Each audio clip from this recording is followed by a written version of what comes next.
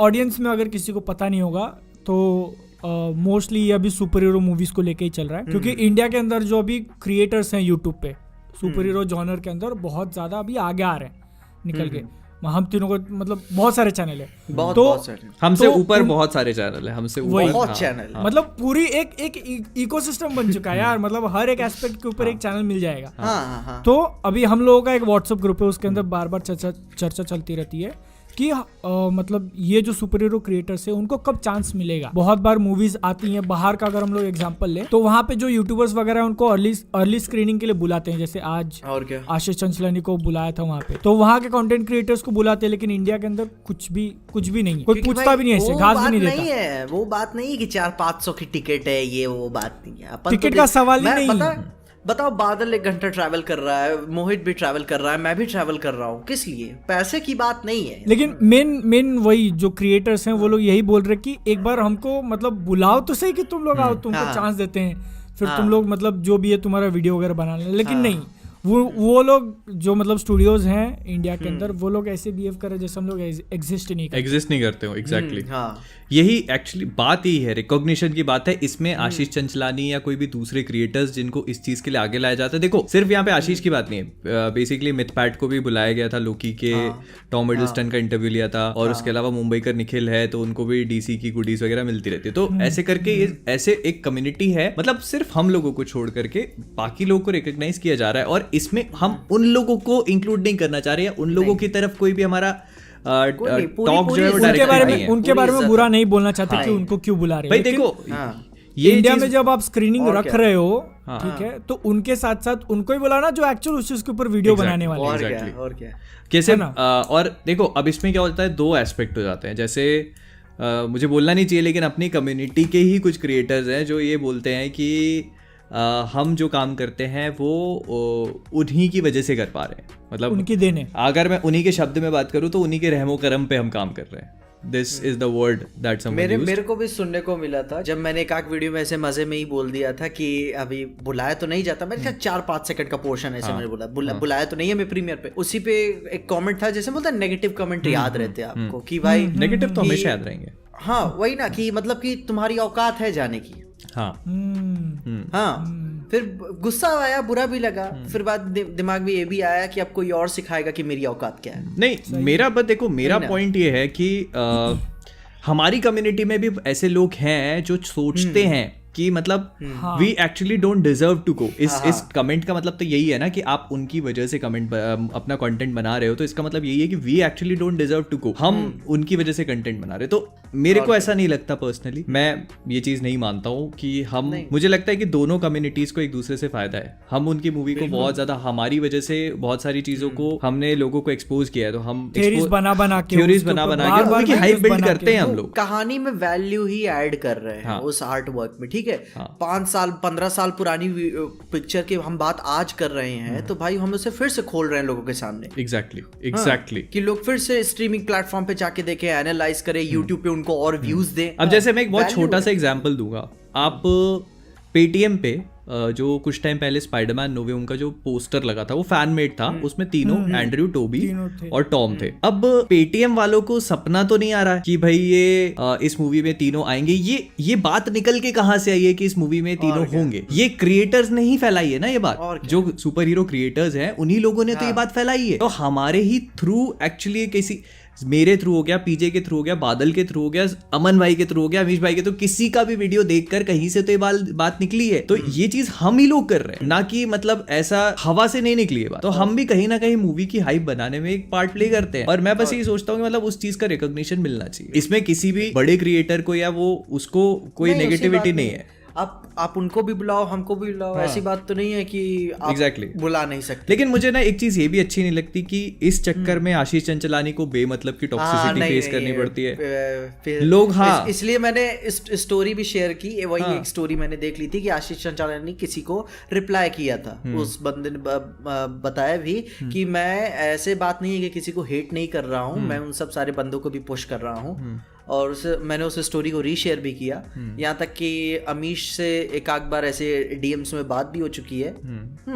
आशीष से हाँ नहीं बात हो रही है, अब कहाँ हद तक हो रही है ये नहीं पता, लेकिन ऐसी बात नहीं कि कोई किसी से क्या हेट करता है, नहीं मैं इसमें बिलीव ही नहीं करता हूँ। इस चीज को क्लैरिफाई करना जरूरी इसलिए क्योंकि अभी हम लोग बात कर रहे हैं तो लोग इसका कुछ और मतलब लेंगे। एग्जैक्टली थोड़े दिनों पहले यही हुआ था, मतलब सचिन ने पोस्ट किया था सचिन ने एक वीडियो बनाई थी, हाँ, और उसी की वजह से मैंने वीडियो डाली तो मेरे को सुनना पड़ गया था। उनकी वीडियो सुन के लोग जो है एक्चुअल में आशीष चचलानी को जाके हेट देने लगे कि तेरे को क्यों बुला रहे हैं, तू कहाँ का क्रिएटर है ऐसे, और ये उनको बुरा लगा था तो उन्होंने खुद हमको कांटेक्ट किया था कि यार ऐसा नहीं है, मैं भी तुम्हारे लिए ट्राई कर रहा हूँ। तो ये ऑडियंस को भी मतलब समझना जरूरी कि हम किसी बंदे को ऐसे हेट नहीं कर रहे कि तू क्यों जा रहा है, हम क्यों नहीं जा रहे, बट एक्चुअल में मतलब मूवी जो स्टूडियोज है उन तक भी पहुंचना चाहिए ना कि हाँ भाई हम भी हैं जिंदा। एग्जैक्टली हमारा ये जो देखो कम से कम पूरा रिकॉग्निशन वाला एक्चुअली में जो मूवमेंट है जो हम एक ये पूरा बात कर रहे हैं वो it is targeted towards Marvel India या सोनी इंडिया या वार्नर ब्रदर्स इंडिया, इनकी तरफ टारगेटेड है जो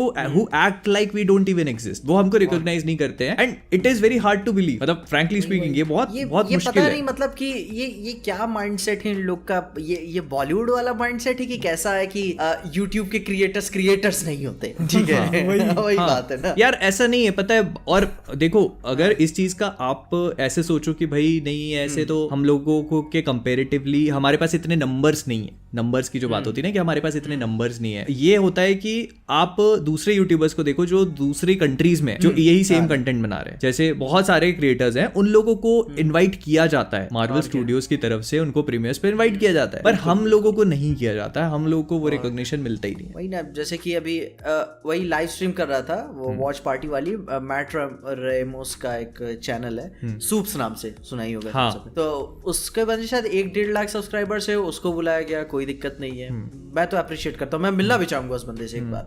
और एक कॉस्मिक वंडर नाम से एक यूट्यूब चैनल है जो टोटली स्पॉयलर्स पे जिंदा है, स्पॉयलर्स एंड लीक्स पे, बंदा चेहरा तक अपना नहीं दिखाता है मगर फिर भी उसे बुलाते हैं एग्जैक्टली और लोग बोलते हैं कि तुम लोग तो ऐसे बात करते हो, तुमको कौन बुलाएगा। अब इसके अंदर कुछ लोग, आप में से कुछ लोग बोल सकते हो कि इतने सारे क्रिएटर्स पूरे इंडिया में फैले हुए हैं तो यहाँ पे कॉस्ट उनको शायद ज्यादा देना पड़ेगा सबके लिए स्क्रीनिंग अरेंज करने के लिए, तो कॉस्ट का भी यहाँ पे नहीं है। आप लोग मतलब जो मेजर सेंटर्स है इंडिया के अंदर, दिल्ली मुंबई, वहां पे रख के देखो ना, चेन्नई, वहां पे स्क्रीनिंग रख के देखो। अरे भाई बुलाओ तो सही, अगर मेरे को कुछ नहीं चाहिए, मेरे को आप भेज दो, मैं खुद से आएगा देखने, ट्रेन की टिकट मार के लटक के आएंगे हम लोग, लेकिन आएंगे जरूर। अप्रूवल देखो, मैं बता रहा हूँ ना, मैं आप अप्रूवल दो, मेरे पास पासपोर्ट है, मैं लेकर आ रहा हूँ। पासपोर्ट क्यों चाहिए? अरे यूएस नहीं बे, यूएस पीजे तो US, Marvel studios, Marvel India नहीं, सीधे मार्वल स्टूडियोज।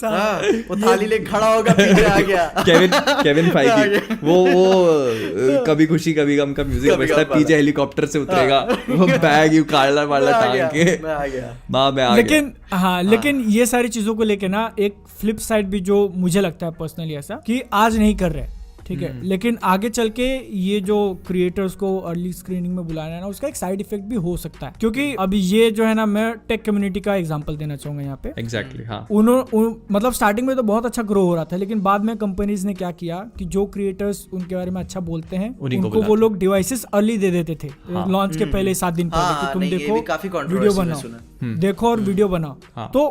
तो ये मतलब अभी अपने साथ तो कुछ भी नहीं, लेकिन ये इस कम्युनिटी के अंदर भी हो सकता है कि जो क्रिएटर्स अच्छा बोलते हैं सिर्फ उनको बुलाओ, और फिर सिर्फ उनको बुलाएंगे तो वो और अंडर प्रेशर आ जाएंगे कि नहीं यार अब तो अच्छा ही बोलना पड़ेगा, वरना अगली बार नहीं बुलाएंगे। तो ये इसका एक फ्लिप साइड हो सकता है, और इसलिए मतलब हमारा मेन जो मकसद है वो है रिकॉग्निशन। वही, और मैं मूवीज के पर्सपेक्टिव से भी ये बात मैं एक्सप्रेस करना चाहूंगा। थॉर रैग्नारॉक के टाइम पे तो तुमको पता ही होगा कि कैसे मार्क रफेलो ने 20 मिनट का प्रीमियर ऐसे ऑडियो लाइव स्ट्रीम कर दिया था फेसबुक पे, तो भाई लोग बता भी रहे थे कि कितना बड़ा कांड हो गया उनसे। लेकिन जब वो एक इंटरव्यू आया, एक ब्रिटिश चैनल का एक इंटरव्यू उनका, ठीक ना, कॉमेडी शो वाला, तो उन्होंने जब इस बात पे पूरा क्लैरिफाई किया तो भाई उस शाम को तो भाई केविन फाइगी गरमाएगा ही, 20 मिनट का तुमने ऑडियो ऐसे लीक कर दिया। लेकिन फिर जब दूसरे दिन प्रमोशन था रैग्नारॉक का, तो फाइगी ने रफलो से कहा कि it was a brilliant idea, मतलब इतना मीडिया कवरेज उन्हें किसी भी मूवी के लिए नहीं मिला। थॉर रैग्नारॉक अभी तक उतना ही था। वो डिज्नी के बॉस के पास गया था, डिज्नी के बॉस के पास गया था मार्क रफेलो, तो वो उसको खुशी खुशी बोल रहा है कि हमने पैसे देके भी इतना प्रमोशन नहीं कर पाए। हाँ, मतलब कि मीडिया कवरेज उनका सबसे बड़ी बात है कि हमारी मीडिया कवरेज बड़ी होनी चाहिए। अभी भले ही तुम आज तक के पास जाओ, किसी भी न्यूज चैनल के पास जाओ, बस कवरेज मिलनी चाहिए, लोगों को पता चलना चाहिए। तो भाई अब ये अच्छा बोले या बुरा बोले, पता चलना चाहिए लोगों को। एग्जैक्टली। आप किसी और प्रोफेशनल मीडिया हाउस को आप इंटरव्यू करने देते हो तो फिर उनके पे 1000, 2000, 15,000 यूट्यूब पे व्यूज मेरे को देखने को मिलते हैं। अब हम ही को उन लोग पागल हो जाएंगे। हम तीनों चूती आदमी को बात करते हुए सुन रहे हैं 1 लाख लोग। सही में। सोचो टॉम हिडलस्टन आ गए तो क्या होगा फिर? सही में। एक्चुअली क्या है, ये टॉपिक इतना सेंसिटिव है कि हम तीनों को इसके बारे में बोलने के पहले कई हजारों बार अपने वर्ड्स और अपनी लाइंस को फिल्टर करना पड़ रहा है। बहुत सेंसिटिव है। अभी मैटर सीरियस हो गया है, ठीक है? हाँ, मैटर सीरियस हो गया। मैं ये भी नहीं चाहता कि मतलब हम तीनों ही नहीं चाहते एक्चुअली कि ऑडियंस भी इसको गलत तरीके से ले, कि जो भी हम बोल रहे हैं ऐसा नहीं है कि किसी अच्छे क्रिएटर की या आशीष चंचलानी स्पेसिफिकली की तरफ हम डायरेक्ट कर रहे हो, उसकी तरफ कोई हेट ही नहीं है, वो बंदा अपना काम कर रहा है। लेकिन इस एस्पेक्ट में वो जो आपने एक बात बोली ना कि कुछ क्रिएटर्स को लगता है कि ये जो स्टूडियोज हैं, मार्वल, सोनी, जो भी हैं, उनके रहमो करम के कारण हमको व्यूज आते हैं। तो इसमें मैं ऐसा बोलना चाहूंगा कि अगर होगा तो नहीं, बट हाइपोथेटिकली सारे जो इंडियन क्रिएटर्स हैं सुपर हीरो, उन्होंने ऐसा मान लिया, ठान लिया कि अगली जो सुपर हीरो मूवी आ रही है मार्वल की तरफ से, सपोज कौन सी आ रही है, डॉक्टर स्ट्रेंज की आ रही है ना, उसके ऊपर कोई वीडियो बनाएगा ही नहीं। हाइपोथेटिकल, ठीक है, ये पॉसिबल नहीं है, बट फिर भी तो आप, मैं अब यहाँ पे कुछ बोलने वाला नहीं हूँ, आप खुद सोच के देखो कि मूवी के लिए कितनी ज्यादा हाइप बनेगी, और अगर हम लोग वीडियो सबने मिलकर तो फिर कोई फैन थ्योरी नहीं आएगी, कोई रूमर नहीं आएगी, कोई न्यूज़ नहीं आएगी, वीडियो नहीं, कुछ नहीं, no breakdown, no trailer breakdown, कुछ भी नहीं आएगा। तो आप यहाँ पे खुद सोच के देखो कि उसका जो इम्पैक्ट होगा, मतलब मार्केटिंग, जो हाइप वगैरह होगा पिक्चर का, वो सेम रहेगा क्या अगर इंडियन किसी क्रिएटर ने वीडियो ही नहीं बनाया उसके ऊपर? तो ये एक्चुअल बात प्रूफ करता है कि सिर्फ स्टूडियो के ऊपर हम लोग नहीं जी रहे, ठीक है, हमारे कारण भी उनको जो है पब्लिसिटी फ्री में मिल रही है, फ्री में। Exactly. और वो लोग हमको नहीं बुला रहे, इसके पीछे मुझे एक बहुत ऐसे मेन इंपॉर्टेंट रीजन लगता है कि उनको नहीं लगता कि हम लोग एक marketing as a marketing tool वो लोग यूज कर पाएंगे। हाँ। वो लोग आशीष चंचलानी, मिथ पैट और ये सारे क्रिएटर्स को क्यों बुलाते हैं? क्योंकि उनको लगता है कि भाई इनकी बहुत ज्यादा ऑडियंस है, इनकी बहुत ज्यादा पहचान है, इनके जरिए हम लोग उनको टारगेट कर लेंगे, ठीक है। तो मेरे को लगता है कि जो इंडियन स्टूडियोज हैं उनको ऐसा नहीं लगता कि हमारे कनेक्शन से ऑडियंस के अंदर, और हम लोग उनके ऊपर कुछ इम्पैक्ट डाल पाएंगे। Absolutely right. गलत है। ऐसा नहीं, ऐसा गलत है, ये चीज गलत है। हर आदमी चाहेगा ना किसी से बात करके भाई उसमें से थोड़ी सी वैल्यू हम भी निकाल सके, थोड़ी वैल्यू। अभी सीरियसली मोहित का एग्जांपल ले लो, वो किसी एक थ्योरी के ऊपर वीडियो बनाते, 3 लाख व्यूज आते हैं उसके ऊपर, ठीक है। तो मान लो 2.5 लाख लोगों ने देखा, वो 2.5 लाख लोग सिर्फ बात अपने तक तो नहीं रखेंगे, अपने दोस्तों को बताएंगे जो वीडियोस नहीं देखते, लेकिन फिर भी उन तक बात पहुंचेगी ना कि भाई तीनों स्पाइडरमैन आने वाले हैं, ठीक है। मेरे भाई को तक नहीं बात पता थी, लेकिन मैंने उसको बताई ना, मतलब थ्योरीज वगैरह सुन के। तो भले ही नंबर ऊपर से 2.5 लाख 3 लाख दिखते होगा, लेकिन एक्चुअल में इम्पैक्ट इसका बहुत अंदर तक जाता है, बहुत डीप इम्पैक्ट है। मैं वही बोल रहा हूँ ना, अब पेटीएम वाले या बुक माई शो वालों ने 3 स्पाइडरमैन की फैन मेड फोटो लगाई है, तो उनको सपना तो नहीं आ गया, ये फोटो कहीं से तो बनी है ना, तो ये कहाँ से बनी है? किसी फैन ने ही बनाई। हाँ, उसने भी किसी थ्योरी को सुन के ही बनाई है ना। यही तो मैं बता रहा हूँ कि ये एक्चुअली में इन्फ्लुएंस है। अब ये जरूरी नहीं कि वो मेरी थ्योरी सुनी हो या किसी इंडियन क्रिएटर की थ्योरी सुनी हो, बाहर वाले की सुनी होगी, लेकिन सुनी तो है ना आपने। तो बस वही पॉइंट है। और देखो यार, आप प्रीमियर पे ना बुलाओ चाहे जो भी चीज है, लेकिन एटलीस्ट आप रिकॉग्नाइज करो। ऐसा आंखें बंद कर लेना कि नहीं ऐसी कोई कम्युनिटी एग्जिस्ट ही नहीं करती, हम लोग जिंदा ही नहीं है, हम है ही नहीं। पागल ने कहा ना कि हम लोग है ही नहीं, हम जिंदा ही नहीं, हम मरे हुए। और ये ना, मुझे इनके बारे में क्यों और ज्यादा, मतलब ऐसे थोड़ा मैं हार्शली बोल रहा हूँ, क्योंकि मुझे नेटफ्लिक्स, ZEE5 इनकी तरफ से आए हैं ऑफर स्क्रीनर्स के लिए। वो लोग मुझे बोलते हैं कि भाई तो मतलब आ गया लिंक, तू जल्दी देख ले करके। तो ये मार्वल स्टूडियोज और सोनी को क्या दिक्कत है भाई, जब वो लोग नेटफ्लिक्स वाले अप्रोच कर सकते हैं, तो फिर तुमको क्या दिक्कत है? और ऐसा देखो, और ये चीज भी नहीं लगती कि हम लोगों ने कभी भी किसी मूवी को बैड माउथ किया है या किसी मूवी के बारे में कुछ गलत बोला है, जैसे कि टारगेट नहीं किया है, मतलब हाँ, क्या है, क्या कि फालतू मतलब कुछ भी गलत नहीं बोला किसी मूवी के बारे में। और इतना बड़ा कांड हुआ था जैक स्नाइडर जस्टिस लीग को लेकर, जो बातें थी रेलेवेंट थी। जब जैक स्नाइडर की जस्टिस लीग आई थी तो हम लोगों ने एकदम मस्त सपोर्ट किया उसको, सपोर्ट भाई कंधे पे बिठा के उसको घुमाया सब जगह। और ये भी नहीं है ना कि पिक्चर आने के बाद एकदम फैन बॉय की तरह पागल हो गए, नहीं, पिक्चर को एक्चुअली क्रिटिसाइज भी किया तो भाई अप्रिशिएट भी किया। एग्जैक्टली ऐसी बात नहीं कि पूरा तारीफ के पुले बांध दिए थे पूरी वीडियो में। वही सबसे इम्पोर्टेंट चीज जो है कि हम लोग लोगों को कहीं ना कहीं ये चीज के लिए भी मोटिवेट करते हैं कि पायरेसी ना करते हुए आप एक्चुअली में प्रॉपर चैनल के थ्रू मूवी देखो। अगर आप लोकी देख रहे हो तो हॉटस्टार पे देखो। मुझे लगता है कि अपने बोलने के बाद कितने लोगों ने हॉटस्टार का सब्सक्रिप्शन लिया होगा, नहीं तो लोग टेलीग्राम वगैरह को यूज करते हैं। वही चीज, वही जैक स्नाइडर वाले को भी देखो, बुक माय शो शायद 50 लाख के आसपास उन्होंने बुकिंग मार ली, बहुत आराम से हुई यार। बताओ, सोचो पायरेट क्यों नहीं कर लेता बंदा। लेकिन और ये चीज ऐसा नहीं है कि मैं ऐसा बोल रहा हूँ कि हमारी वजह से हुआ ऐसा। मेरे को लोगों ने डीएम करे हैं, मेरे को लोगों ने डीएम करे हैं कि भाई तुमने बोला है तो फिर हमने ले लिया है। थोड़ा असर पड़ जाता है। नेटफ्लिक्स वाला खुद अपने टैग्स में टेलीग्राम को डाल रहा है। अरे मैंने वो देखा, मेरे बोला ये क्या हो रहा है। आपको नहीं पता क्या मोहित? मेरे को पता है। तो ऑडियंस में जिसको नहीं पता, नेटफ्लिक्स वालों ने किसी मूवी का ट्रेलर डाला था शायद, तो मैं उसका डिस्क्रिप्शन चेक करने गया कि क्या क्या है, एक्टर कौन है, डायरेक्टर कौन है, ऐसे। तो मेरे को है ना एक्सटेंशन मारा हुआ मैंने ब्राउजर में, मेरे को साइड में टैग्स दिख गए वीडियो के। तो नेटफ्लिक्स के ऑफिशियल चैनल ने टैग्स मारा था कि टेलीग्राम डाउनलोड। मैंने बोला भाई ये लोग क्या कर रहे हैं, कौन नेटफ्लिक्स वाले रीच के लिए कुछ भी करेगा। बताओ, वही बात है ना, ये भाई सब चलता है। ये नहीं सोचते कि ये भी जो एंटरटेनमेट पूरी इंडस्ट्री है उसका भी एक बहुत इंटीग्रल पार्ट होता है। उसके ऊपर रिव्यूज बनाना, उसको प्रमोट करना, बहुत ज्यादा, बहुत ज्यादा।